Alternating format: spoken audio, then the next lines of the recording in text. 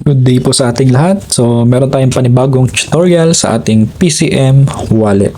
So, ang tutorial natin ngayon ay kung paano iset yung ating Guardian. Okay, so, ang gagawin natin, punta ulit tayo sa ating profile, account setting. Then, kung makikita ninyo dito, nakahilera siya dito sa PCM wallet, mainnet wallet setting. So, ang next natin gagawin, i-click ninyo itong set Guardian. Ayan.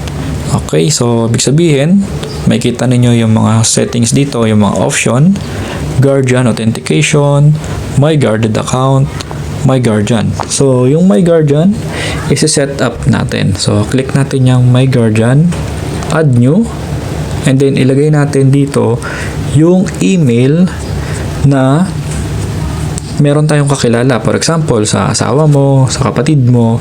So, isi-set up mo dito yung email. I-guard mo siya. Okay? So, testing natin itong account natin sa aking parents. Ayan. So, next, submit.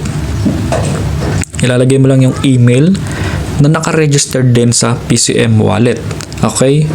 So, dapat yung email na to is registered din sa PCM wallet. Tapos, ang gagawin natin, hihintayin natin ma-verify ito doon sa kakilala natin. So, account ito ng ating parents. So, ngayon ang gagawin natin, puntahan natin yung account ng ating parents, then ipa-open natin. Okay? So, ngayon, nandito tayo, naka-open sa ating parents account, yung Guardian. Kung makikita ninyo, meron dito nakalagay yung inyong email, and then I request to be my guardian. So, accept or refuse, makita ninyo, then click ninyo yung accept. Ayan. Then, submit notice doon sa tao. So, ngayon, doon sa ka-guardian nyo, ka-setup guardian ninyo. So, ngayon, nakikita nyo dito, pending confirmation. So, waiting lang siya. Hintayin natin na mag-success yung ating confirmation. So, wait lang tayo saglit. Yan.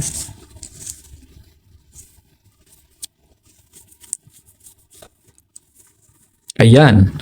So, successful na yung ating Guardian setup. Okay. So, tingnan natin. Ayun, so verified na siya. Kanina makikita nyo no, may umiikot na green dito. So waiting siya for verification.